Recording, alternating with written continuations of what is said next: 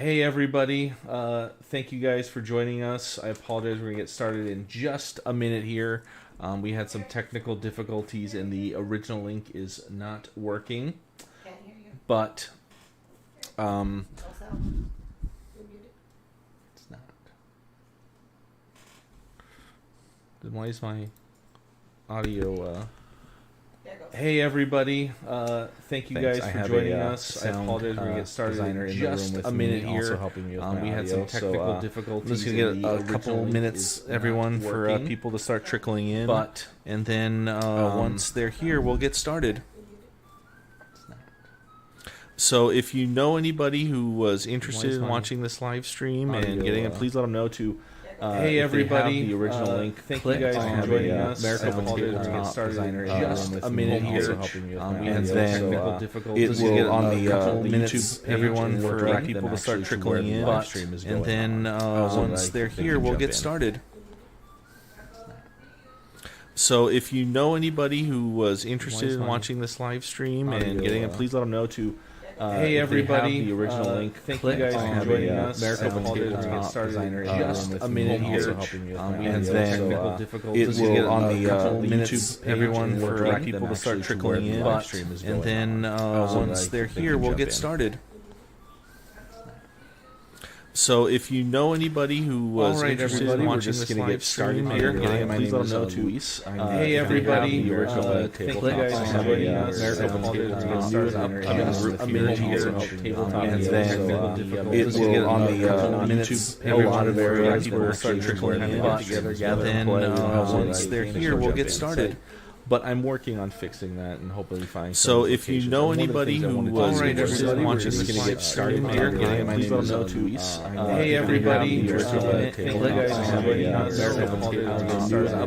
A minute here. And then it will on the minutes, everyone, for people to start trickling in.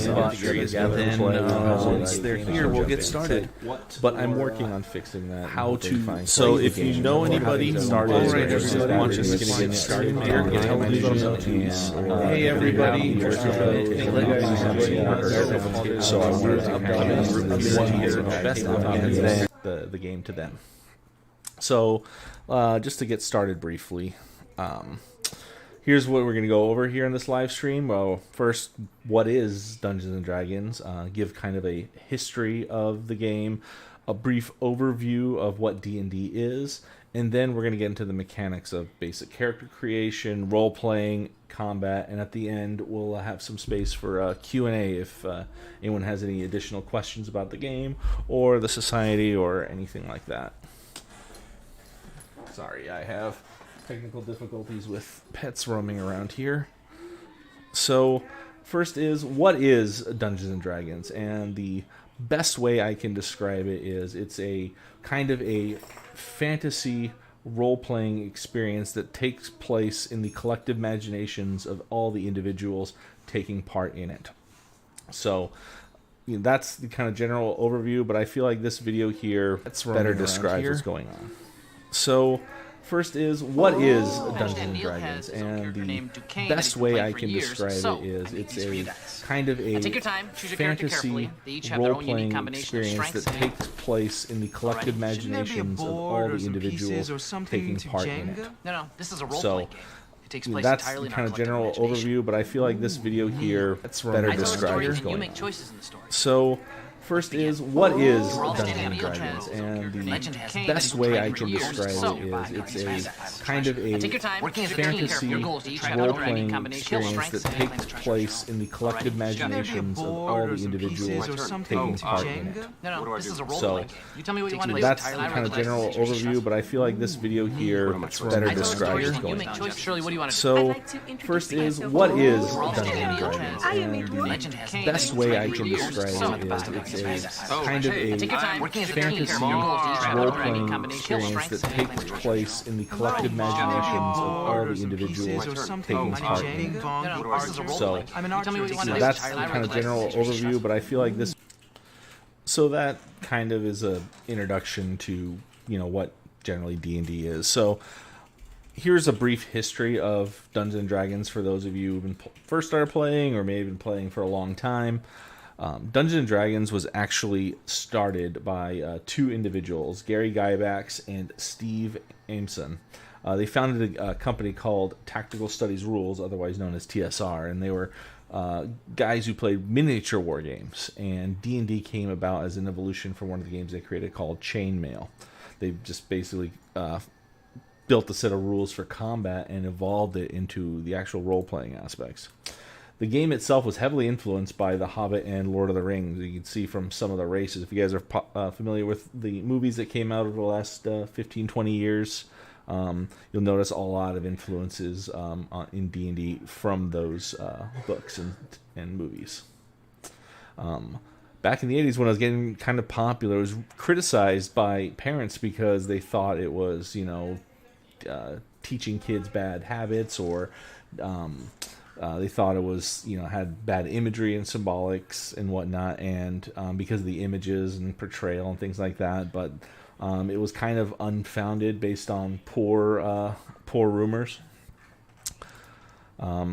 And it has gone through numerous iterations from the original 3-box set all the way now to what they call 5e.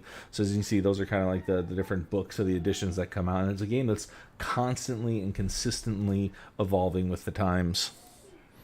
And unfortunately, D&D may seem strong now, but it wasn't in such great shape back in the late 90s. TSR was struggling financially. They were releasing too many books and supplements that people weren't buying. And so, unfortunately, the company struggled so much they had to sell it to Wizards of the Coast, the company that owns Magic the Gathering. Wizards now owns the D&D license. But thanks to, some savvy business work, now over 10 million people play Dungeons & Dragons worldwide. So as you guys can see, it's very popular. A lot of famous personalities play, as it was featured in shows such as Stranger Things or Community from the clip we just saw. So now we're going to go over the core concepts of Dungeons & Dragons. Basically, the stuff that makes up the framework of the game itself. So when you're starting to play D&D, what do you actually need to play the game? Well, there's a couple of basic things. The first thing you're going to need is a pencil, kind of a utensil to write down stuff, take notes, so you keep track of stuff in logs.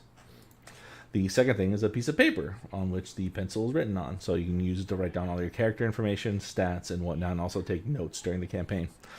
And finally, you need a set of dice, but not any kind of dice, D&D specific dice. There's usually come in sets of 7 to 10 pieces, depending on what you're playing, and usually you want more. But these are just the basics of, if you were to get started in D&D and you just wanted to jump in without anything else, this is all you need to play. No matter what anybody else tells you, paper, pencil, dice. That's it. What else do you need to play? Well, there are some things. These aren't 100% required in most cases, but it's required in some. First, you need a party, usually some friends to hang. You want to adventure with. You can play solo, at least with 2 people, but that wouldn't be as fun. Next, you need a dungeon master, someone to kind of narrate and oversee the game itself, and possibly a player's handbook. This is the official rule book that'll tell you all the rules and what you can do, and what you can't do, and how combat and skills and everything else operates. Next is a Dungeon Master Guide. This is for the DM who's running the game, teaches them the advanced rules, how to run the game, how to narrate, and keep the good times going with everybody, and make sure everyone's having fun. And of course, a monster manual would be nice. DMs would love to throw various creatures and baddies in the world for our players to fight, and the monster manual has a lot of them in there. Some miniatures to represent combat in a 3D setting, so it makes it a little bit easier to picture the battles that are being depicted. Maybe you'd like, instead of a piece of paper, a deluxe character sheet, something that can help illustrate and show off the your character in a nicer fashion. These come in all forms and shapes and sizes.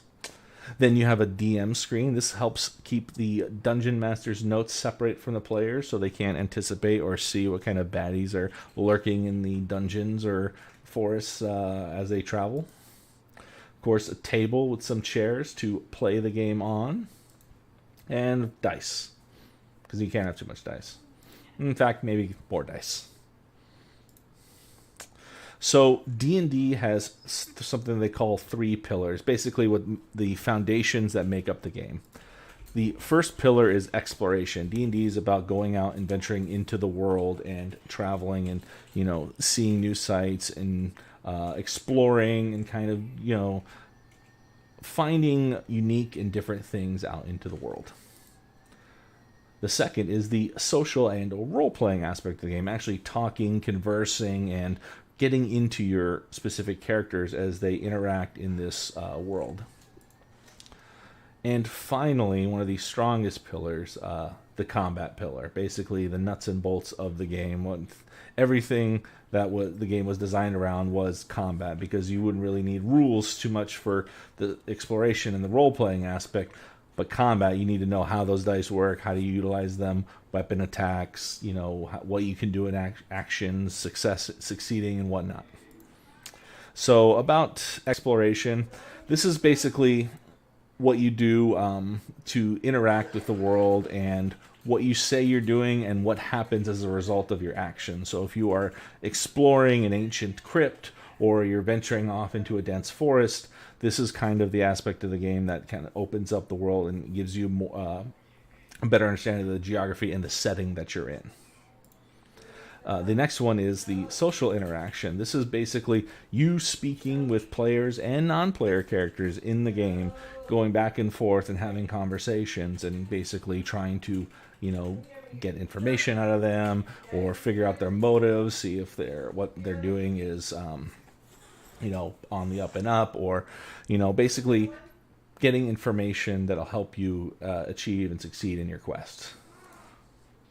And finally, combat. This is basically like I said before, the densest and most extensive of the 3 pillars, because otherwise you really would need a thick rule book. This all about spells and how those work in the game, how attack actions work, running, dodging, guarding.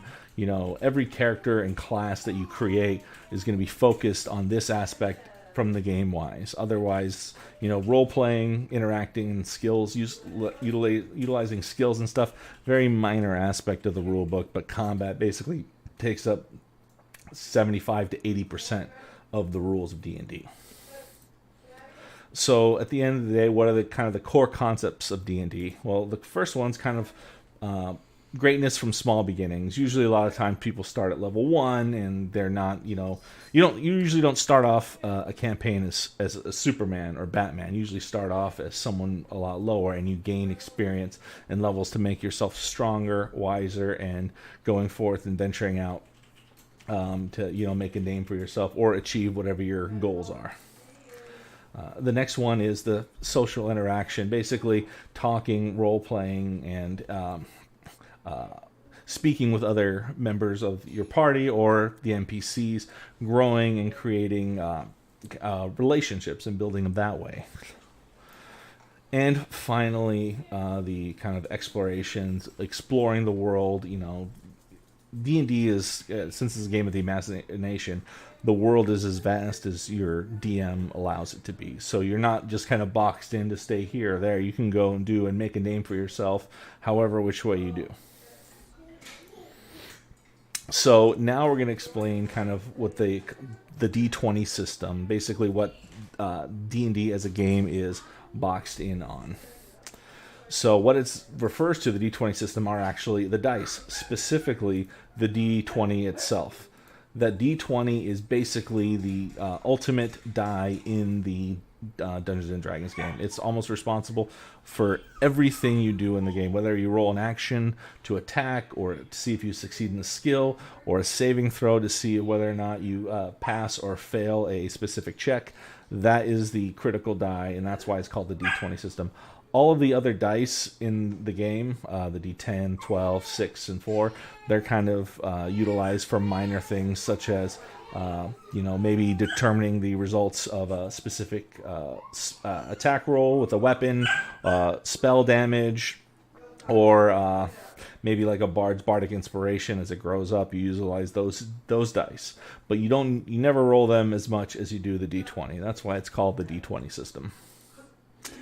All right, so we're going to get into kind of the basics of character creation, guys. You can kind of follow along, but this is more so as an overview, so when you get started, you can utilize this video as a guide when you're helping creating your character and get a better understanding of how the process works.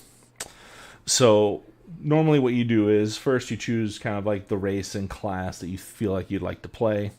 Then you would roll your ability scores, the 6 stats that are most important to defining your character. Then from there you would choose the skills, equipment, and add the features of your race and class. That kind of shows how unique you are compared to other characters. You determine your hit points and additional bonuses, and then finally you kind of pick your background and work on what kind of character your character is. So races and classes. So we're gonna go. There are hundreds of these guys, races and classes, literally. We're going to go over the basic ones right now, including the player's handbook, but you can kind of, they're with homebrewing or third-party tools and whatnot. They're an extensive list of these. So your choices aren't limited to them, but these are just some of the basics that are available. So first you've got, your classic races, the dwarf, the elf, the halfling, human. Halflings actually what they call the hobbits, because they can't actually use the name hobbit, so they became halflings. And gnomes, half-elves, half-orcs, and tieflings. Those are your nuts and bolts races right there. And then your classes. Your classic barbarian, a brutish, big-time, combat-oriented class. The bard, that's just kind of like half magician, half rogue, but utilizes certain skills and tricks, especially using bardic inspiration to help buff his party. The cleric, or kind of a holy warrior priest, who basically calls upon his deities to give him power and strength in battle and casting spells. Druids, basically they're kind of like the nature version of mages, but they are in tune with nature using those types of spells and things like that. Fighter is your classic combat-oriented class. It's one of the most versatile classes in the game, one of the most unique, and you can pick way different levels of combat. They're one of the few classes that they're basically, their magic is the lowest next to the barbarians. Actually, the barbarians lowest, but they have some, with their subclass options and stuff like that, you can utilize a little bit of magic. But out the gate, the fighter is just a classic, what you call it, a typical warrior type. A monk is very similar, except they use their bare hands, and they can kind of consider what their attacks, as they get power, they become a magical being. Kind of like, in a way, Avatar from The Last Airbender. In some ways, that's kind of monkish, where he's able to utilize different elements to buff their attacks. Paladins, these are, if you guys have played video games, this is, basically the combination of a cleric and a fighter put together. Utilize, calls upon his deity and utilizes the spells and abilities of his deity to help buff him, but he is way better in hand-to-hand combat than a cleric could ever dream of. A ranger is a kind of a ranged arch. Well, I wouldn't say it's archery based, but no, a ranger is like a dual weapon fighter, kind of a mix between a fighter and a druid, utilizing nature spells. Rogue, classic thief class, sneak attacks, backstabs. One of the only classes out the gate that automatically can detect traps by having proficiency in thieving tools. So that's kind of very important. And then finally, your caster classes, your sorcerer, your warlock, and the wizard. A sorcerer is like an innate spellcaster. They utilize they from within their magic. That's where it comes from. They're just innately in tune with mana and the arcane. They can cast spells that way.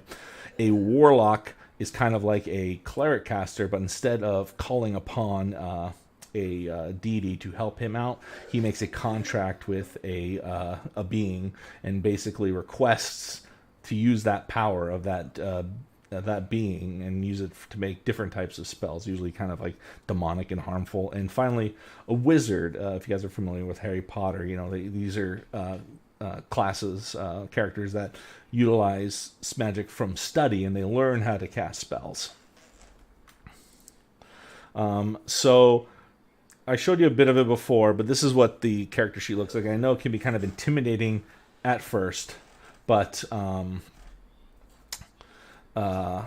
this is what the character sheet is looks like, this is from the Wizards of the Coast official webpage. I'll give you guys a link to this, and it may look a little daunting, but I'll kind of go through it with everyone and show you guys, all the basics of it. So the top section here, we're going to start off with your character name. Now, for some people, coming up with a unique name is easy. You probably got hundreds and thousands of them in your head. Other people, this is a really important thing that they struggle with because they're curious about, well, this is my character, what am I going to name? What is my character going to be known as? The next is your class and level. This is basically what class did you choose, and usually all characters start at level 1 depending on the type of campaign setting your DM asked for. Next is your race. What character is your race? What race did you choose? And then finally, other kind of aesthetic stuff. The background you've chosen. In 5th edition, they give you a list of backgrounds to choose from to help flesh out your character, or you can make one up on your own. It doesn't have any major effect on the game itself, but actually in the role-playing aspect. Same thing with alignment. Where does your character align with? Who does your character pick and choose? How does he react or act in certain situations? You may have seen kind of the memes of this, like lawful good, lawful neutral, lawful evil of different characters and things like that. That's where this goes. In earlier editions, this was a very important choice to make on your character because it would actually limit what types of classes you could pick. Like, you couldn't play a lawful neutral paladin because they could only be lawful good. Same thing with rogues, things like that. But in 5th edition, it's a little inconsequential. It's just more for the flavor of your character. Finally, your player name, that's you, who you are, so make sure you remember your character sheet is. And the experience points, basically a kind of running total of the experience you gather throughout the game. And so the big bar on the left side, these are your stats. All of these stats over here, right here, yep, all these, basically this is what you kind of roll to determine how awesome your character is at certain things: strength, intelligence, dex, wisdom, all that stuff. This is where you'd input the scores. Now the one in the bottom here would be the actual ability itself. It starts between 3 and 18. Those get modified depending on your race. Sometimes they give you bonuses to specific stats.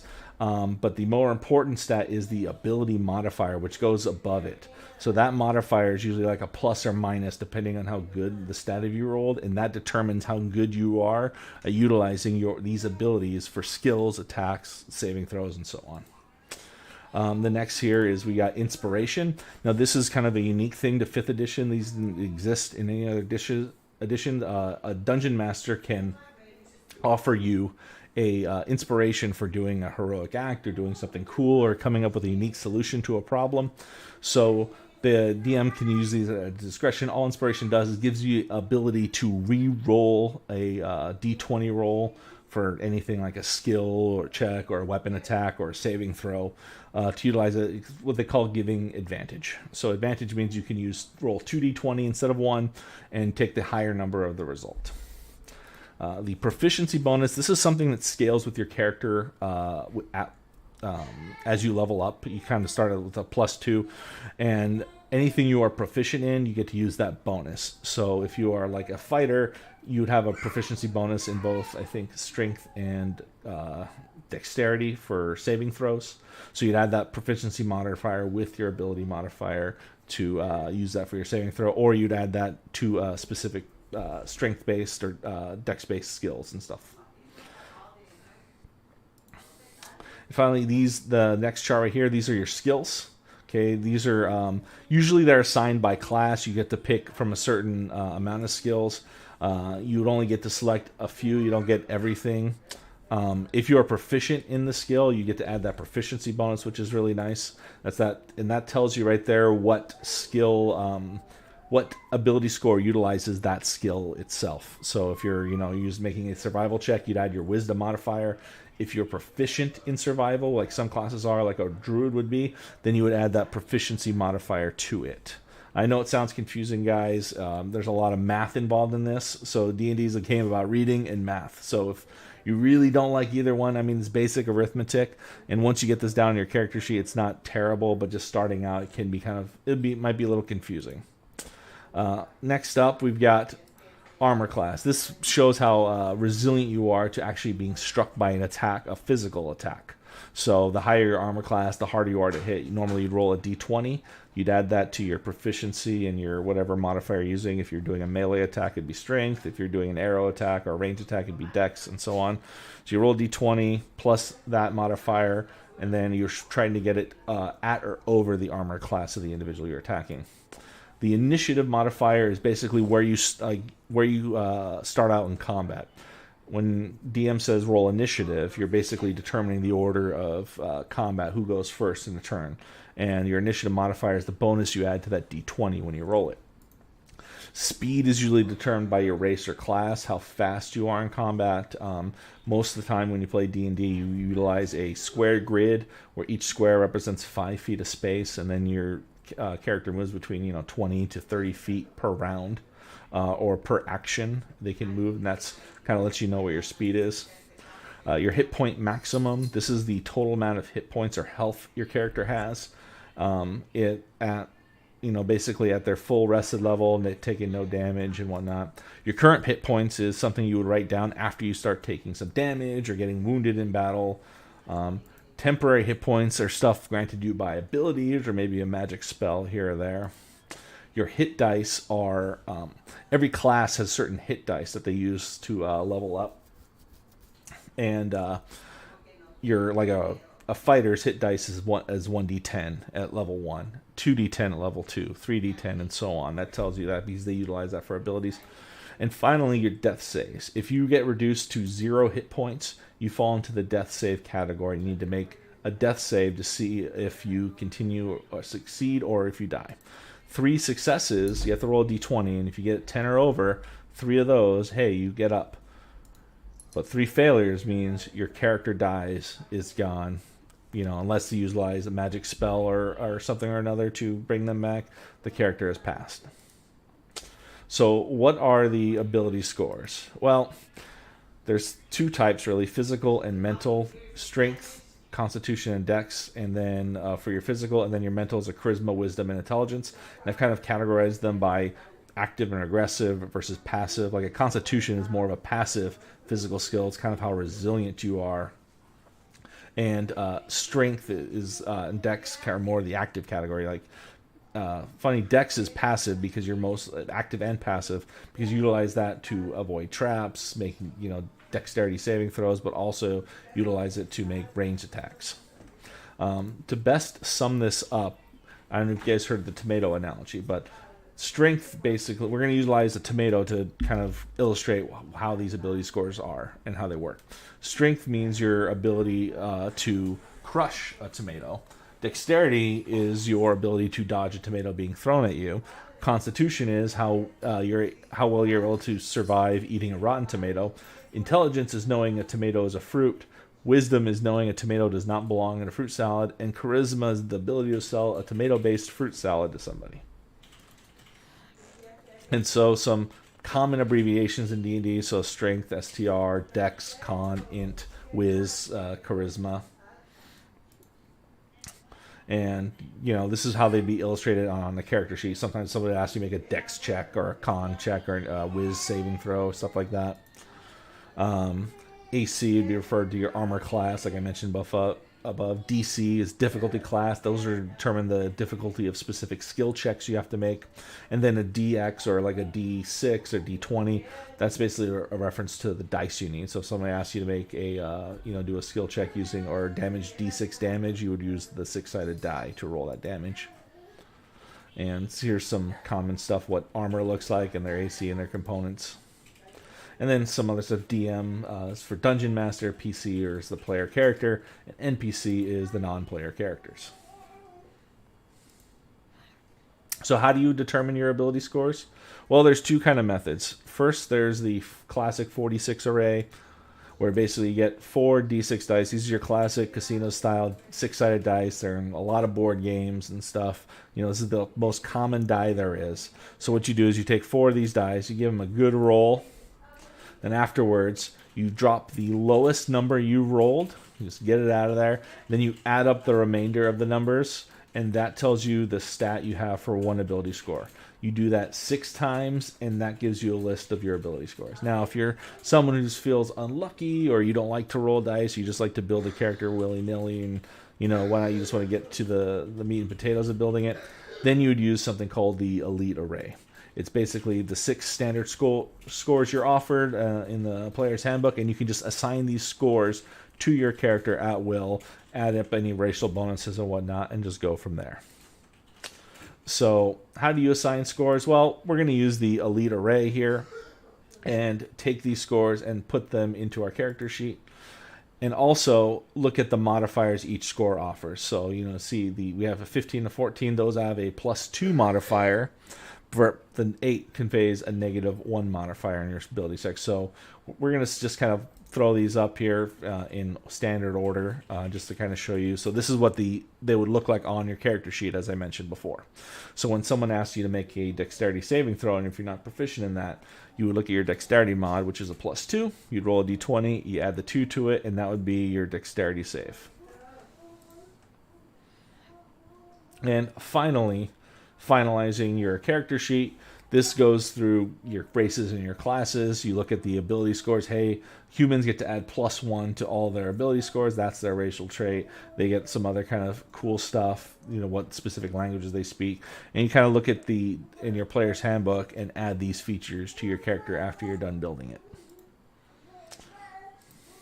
And so make sure you put your proficiency bonus by your level. Make sure to assign your saving throws and know which ones you're proficient in, especially these are determined by the class you pick. Then assign the skills that each class conveys. You get to pick usually between 2 to 4 depending on the class. Then you determine your armor class. Classes get a specific starting equipment, so they'll tell you exactly which armor you can pick from, and then you add that there. Your initiative modifier would be your dex bonus. Then your speed, whatever's based on the race you pick, and then your current hit points.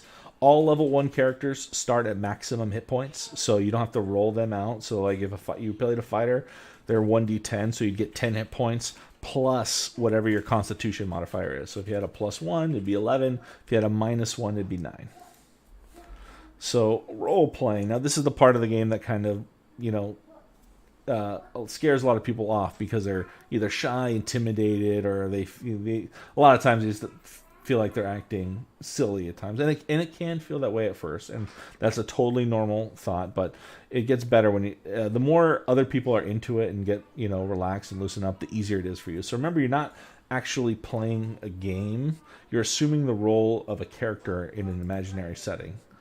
So you're basically just taking the role of somebody, and you're controlling the actions of that character. So if you want your character to climb a ladder, then that character climbs ladders. No one can tell you you're not, unless there's somebody blocking the ladder. And then you also engage with PCs, and there's a lot of ways to do it. You either talk in the third person, like, oh, my character, or Rodney, the fighter. Rodney walks up to the guard and says, hey, get out of the way. I'm done talking to you. That's a typical role-playing interaction. You would tell the DM, or you'd speak what you'd want to say and let them know, and the DM would kind of converse back and forth with you like a normal conversation. Soon enough, you kind of slip into it and just almost forget that you're playing a role because you're just assuming who your character is. And always remember this, guys. D&D is a team game at the core. I mean, a lot of times people want to make their characters, as diverse and different, and they want to be, kind of away from the norm and everybody else, but they might not be necessarily team players. But when you're playing at a table with a bunch of people like that, just remember, they're not supposed to be your enemies. And if you make a character where it's like that, it kind of ruins the experience for a bunch of people and yourself, because then you'll find that you won't have a lot of people to play with if you keep playing like that against your party. Now, if your DM allows it, or if it's kind of on the table where everyone says, hey, we're going to do full evil campaign, backstabbing everybody, then that's the game that's kind of determined by everybody, and go for it. Have fun. And finally, whenever you're in doubt, remember, this is your character. You built it. You created it. Your character acts the way you want them to, no matter what. All right. So finally, the meat and potatoes of the game, combat. So this combat is basically the entire, setting of D&D. Like, this is how the game actually physically works.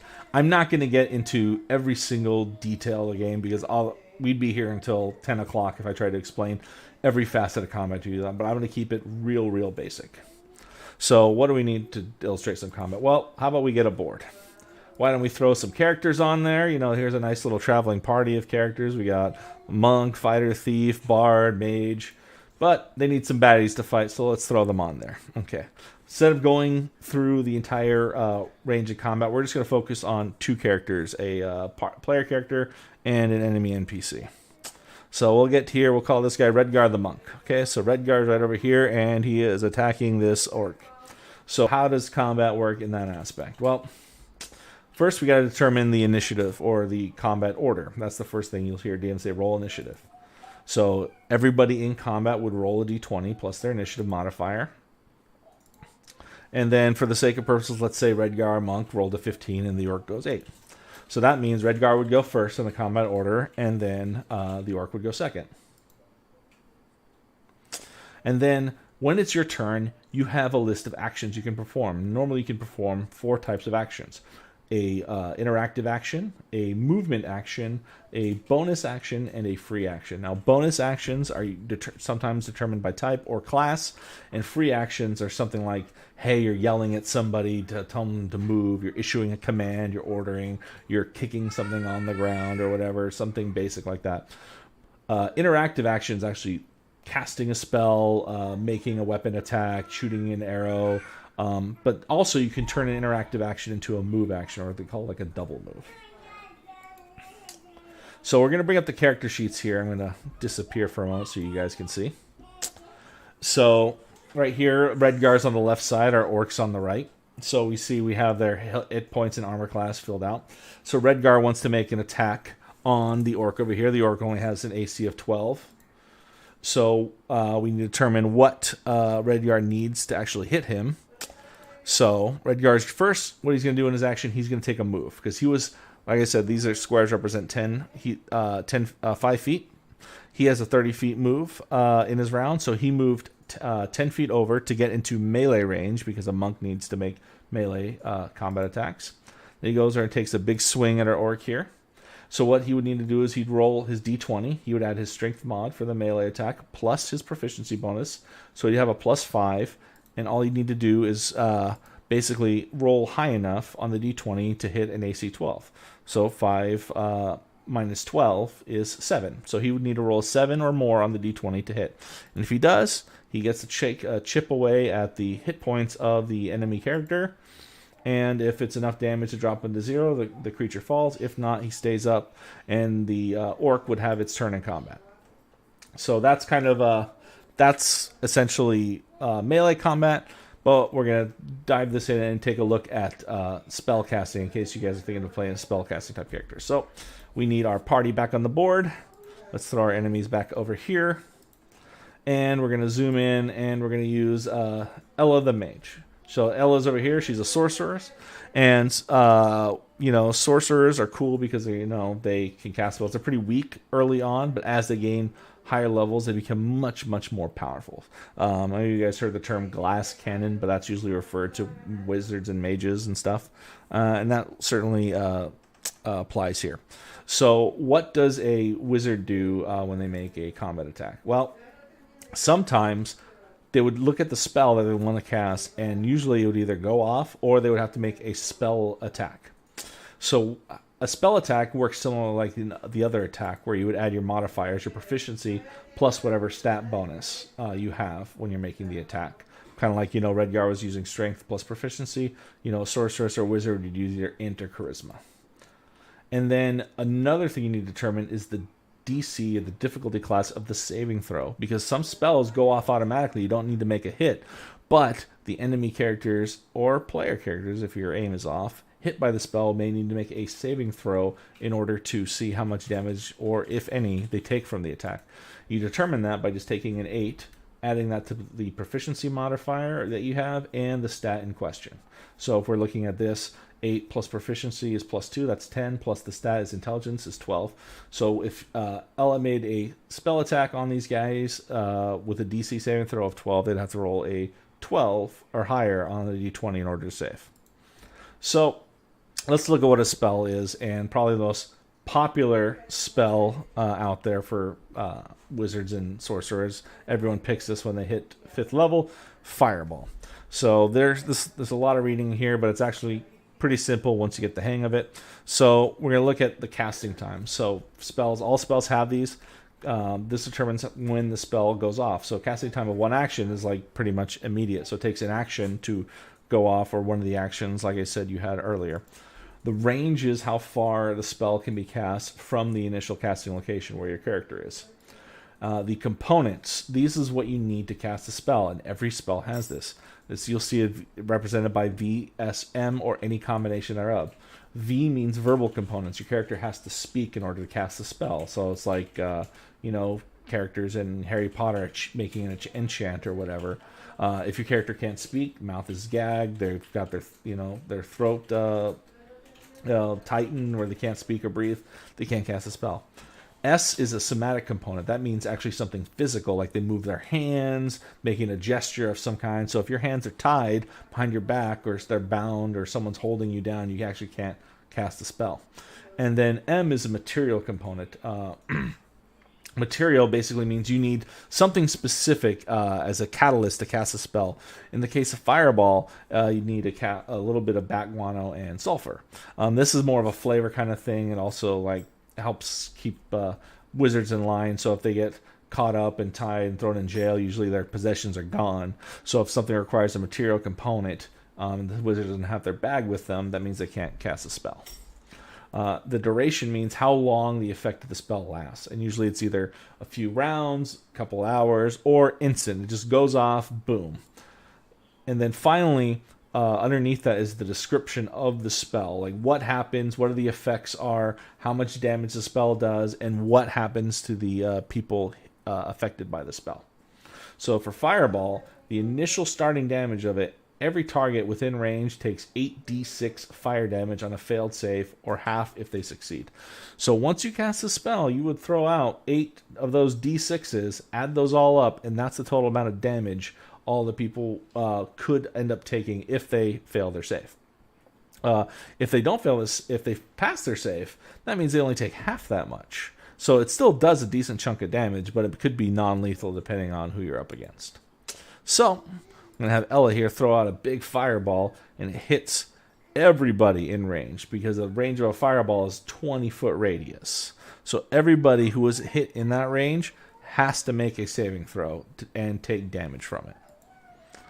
So what's the spell save DC? Well, we determined for them on the spell it's a dex save, so they would roll a d20 plus 2. The DC we already added was a 12, so they would have to basically roll a 10 or higher in order to pass that save, and every one of them would have to do it. So that's just the initial basics of how combat works. There's other stuff that you could use, like move, attack, move. That's actually new for 5th edition. A lot of previous editions, you would either move, and if you don't use up all your move actions, you lose your move for that turn and then attack. Here, as we saw earlier with the monk, he only moved 10 feet. He could punch somebody and then move out the remainder of his move action and go somewhere else. Reaction, that's actually something you would do if someone moves past you, like an attack of opportunity, or gives you a moment to. Some classes have abilities that act as a reaction. Like I mentioned, attack of opportunity. If someone was in combat with you and attempts to leave combat, you get a moment attack to strike them as they're fleeing, because you can't run from combat. The down versus death, like I said earlier, once you get reduced to 0 hit points, it means you're down. Doesn't mean you're dead per se, but you're on the ground. If someone comes up and heals you and restores 1 hit point, it brings you back up. You don't need to make death saves or whatever. But if you take enough damage that brings you not just to 0, but past 0 over your current hit point maximum, like if you have 10 maximum hit points and some big dragon takes a bite out of you and does 25 damage, well, you're down to 0, but you're also down -15. If you're over -10, because your 10 is your hit point maximum, then you just go down. You don't get a death save. You can't come back up. Your character is gone. So be careful. Grappling, this is kind of unique to special classes. You want to grab a hold of other players, maybe to stop them from running or fleeing in combat, or to do a move like a suplex or whatnot. Critical hits and fails, you probably have heard of this if you looked at D&D. A D20 has 20 sides. Using the math and probability, means you have a 5% chance of rolling any one specific number. If you roll a 20 on a 20-sided die, it is an automatic success, no matter the odds. So if you are like negative 15 or whatever for a save, or you're trying to do a skill that you have no proficiency in, if you roll a D20, that automatically passes no matter what. In the same sense, if you roll a 1 on that D20, it's called a critical fail, which means you fail no matter what you do. Now, most DMs say you cannot fail skill checks. It just depends on your DM. But if you're making a combat attack, you roll a 1, the attack fails no matter what. Even if your proficiency is plus 15 and the character you're fighting is AC 11, you have more than enough plus. But if you roll a 1, boom, attack fails. All right, guys. So I know you guys have been chatting it up. So here we have a quick, brief Q&A.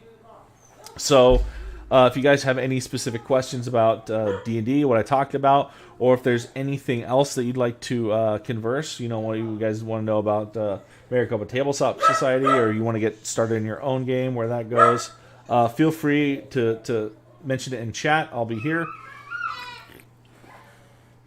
So I hear a lot of chatter about what do you guys utilize to play online.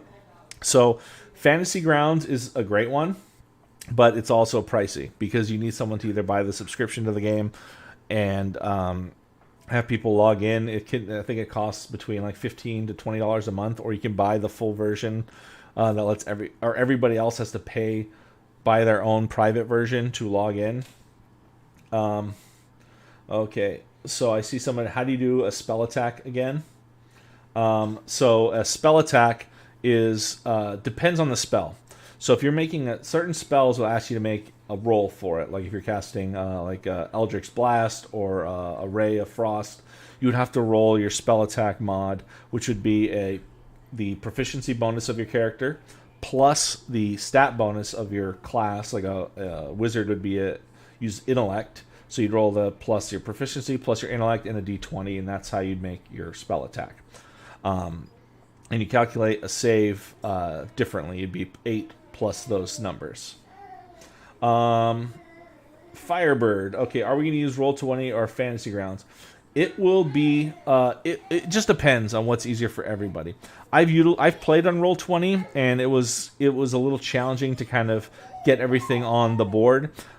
I'm running a game right now every second Saturday at Copper Sky, and because of COVID and social distancing, I've been using a Photoshop program on my computer to kind of move characters around the map and stuff like that, and we just use the dice as normal and everything.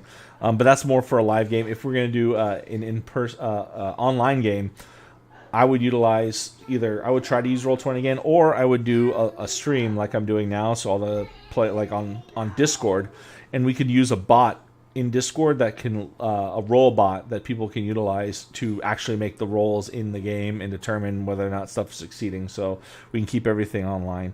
If you guys are interested, there is a Maricopa Tabletop Discord that you guys can use. I'll get the bots and everything set up. If you want to connect with gamers there or utilize that to play online, we can go use that. I'm not sure if Mr. Harper is going to be doing a D&D club again. I'm going to try to, time-wise, I'm limited because I'm only one person, but I'm going to try to do the best I can to bring D&D back, especially when COVID kind of passes and we return back to normal. So when that happens, I want to put a game together for you guys. I know a lot of you guys are in Miss Vila's class that came here, and I thank you guys for that. So if you guys are interested in a game and you guys want to play online, I'll see if I can make some time for you guys. We can play a couple hours every few weeks or so and get together. So if you guys are interested in that, here's some contact info. I know you guys know where the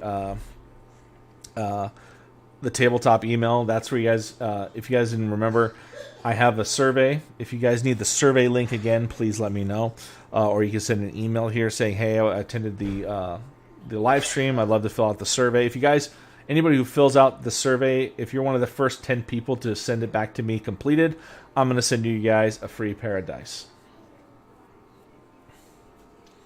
So, yeah, if you guys don't know where the survey link should be in the description of the live stream right now.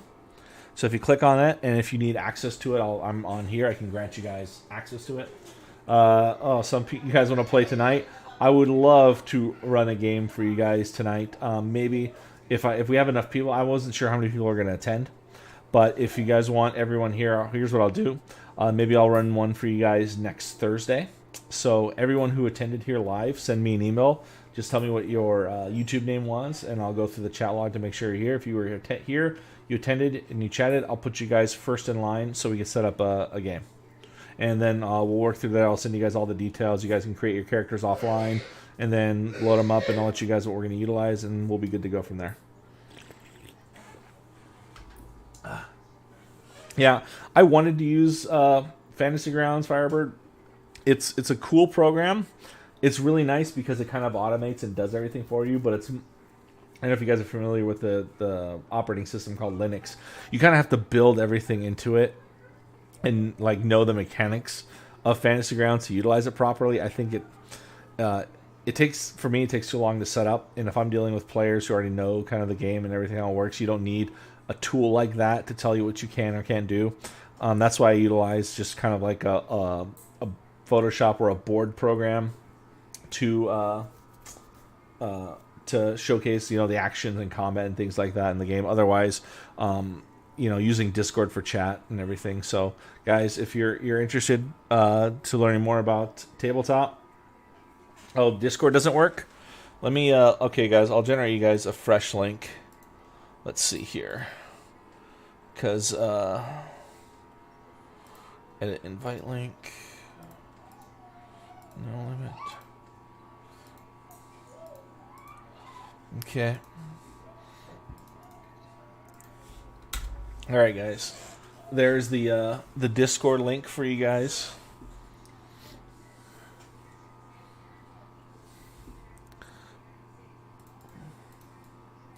So if it's not working or something else is going wrong, I can shoot me an email.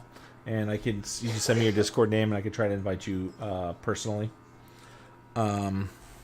Make sure if you're doing the Discord link, it's case sensitive. So yeah, you have to use the capital C and whatnot.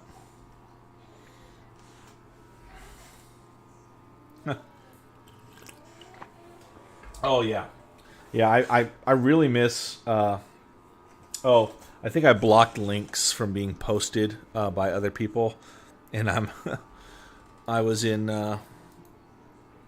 let's see here. Let me pop in here for you guys. There. All right. Yeah, don't worry. I mean, if you guys join on the wrong account or whatever, feel free to send me email or PM or something like that, and I'll get you guys situated. But probably the easiest way to contact me for now is either on Discord or email. The Gmail account is the one I check regularly. The other one on top is the official Tabletop Society one. So if you're more interested in like other events going on and cool stuff like that, just a little hype. So we are expanding MTS. We've got something really, really cool happening on the 20th. It's not D&D related, but it is tabletop related. Oh, you still don't see the link? That's unfortunate. See, let me see here. I wonder if I can...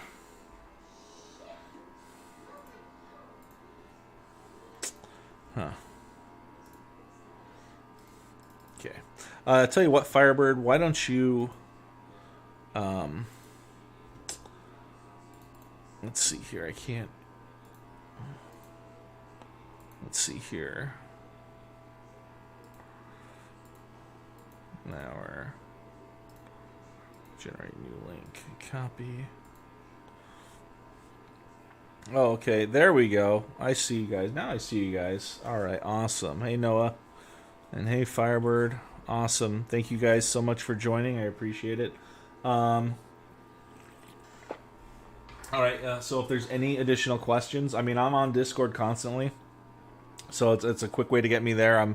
My name is Dr. Legend, my Discord name.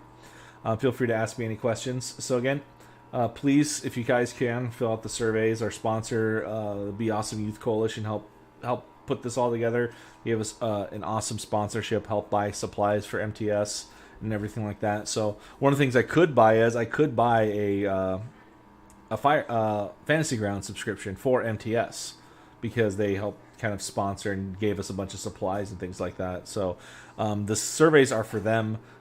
Every time they get a survey, they get more grant money. When we help them out, they can give us some of that grant money to help buy us supplies and so on and so forth. So we want to help them out. They're an awesome sponsor, wonderful people. So if you guys could fill those out, I appreciate it. Anything else, guys, before we sign off here? Again, thank you guys so much for attending. I really appreciate it. I hope to see you guys at our events. And again, if you guys are interested in doing an online game next week, please send me an email or shoot me a PM on Discord or just jump in the chat saying, hey, I'm interested in an online game. I'll take care of you. If you guys are interested in doing a in-person game, now that's something I won't be able to personally DM, but we have DMs within MTS that are looking for players, especially. So if you guys are, we can do maybe an introduction that way and not. So, download the survey, Firebird. Download it because you can't edit it from the Google link. You'll have to download it, save it onto your device, your PC or your phone, then fill it out. And then you can, once you do it, save that survey, then send it back to me. And then I can take care of it. You guys, so you guys can't download it at all?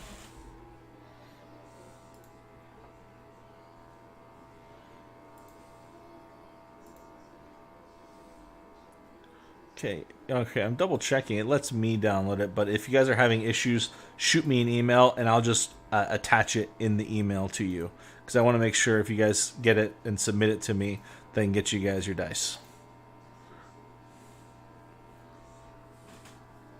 Yeah, save link as, yes.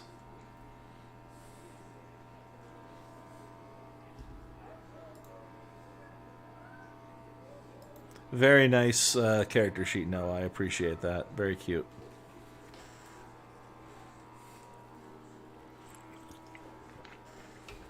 Okay, let me, I'll get a generic link up. I'll even put it in the Discord server real quick, guys. Okay. Yeah, shoot me your email, Firebird, and I'll email it to you.